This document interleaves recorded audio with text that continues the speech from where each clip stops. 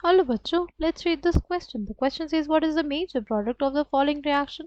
ये हमारे पास रिएक्शन दी गई है, हमें बताना है इसका मेजर प्रोडक्ट क्या होगा. The key concept for this question is dehydrohalogenation reaction.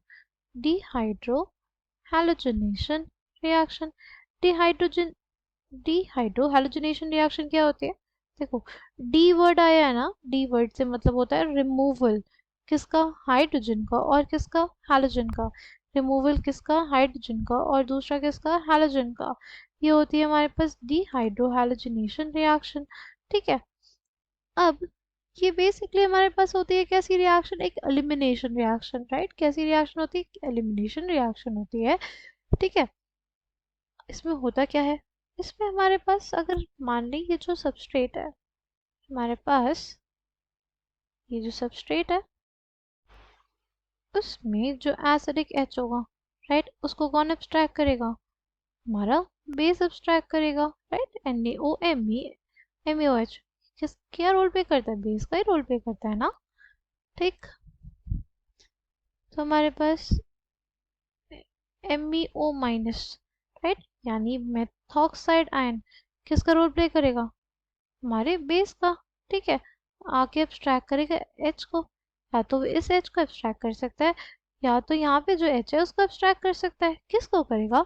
देखो, ये इस बात पे डिपेंड करेगा कि हमारे पास, हम अगर ये समझे कि जो डिहाइड्रोहैलोजिनेशन रिएक्शन होता है वो हमारे पास होता है एंटी पेरिप्लेनर रिएक्शन. क्या होता है? Anti periplanar reaction.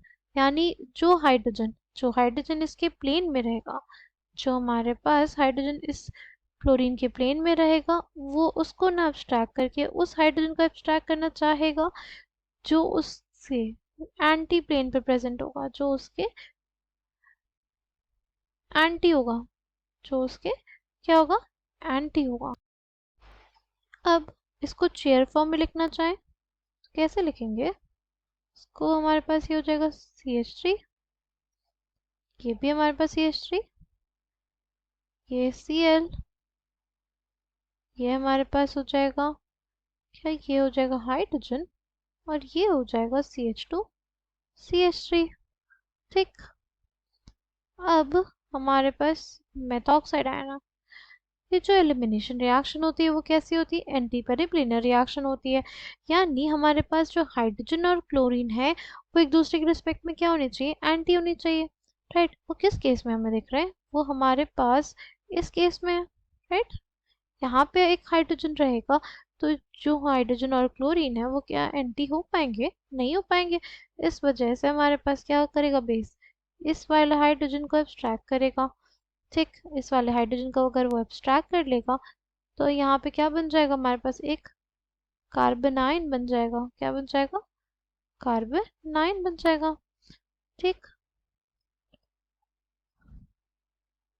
अब ये जो कार्बनाइन है ये क्या करेगा? ये अपनी इलेक्ट्रॉन डेंसिटी क्या करेगा? इधर देगा और Cl बाहर. ठीक. तो क्या बन गया? तो बन गया हमारे पास ये CH3. ठीक. ये हमारे पास फॉर्म हो गया हमारी एल्कीन. ये हमारे पास क्या होगी? हमारी एल्कीन फॉर्म होगी. इसको लिखेंगे कैसे? इसको हम लोग ऐसे लिख सकते हैं. इसको हम लोग ऐसे लिख सकते हैं. ये जगह CH2 CH3, ये CH3, ये हमारे पास CH3. ठीक. ये हो गया ना हमारे पास इस क्वेश्चन का फाइनल आंसर हो जाएगा. ठीक है.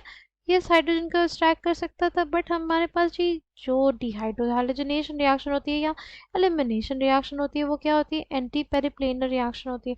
जो हमारे लीविंग ग्रुप होना चाहिए और जो हमारा स्पीशीज होना चाहिए वो दोनों क्या होने चाहिए? एक दूसरे के एंटी होने चाहिए, एक दूसरे के रिस्पेक्ट में एंटी होना चाहिए. ठीक. तो हमारे पास final product for this reaction will be this. The correct answer for this question will be option A. I hope you understood it well. Thank you and all the best.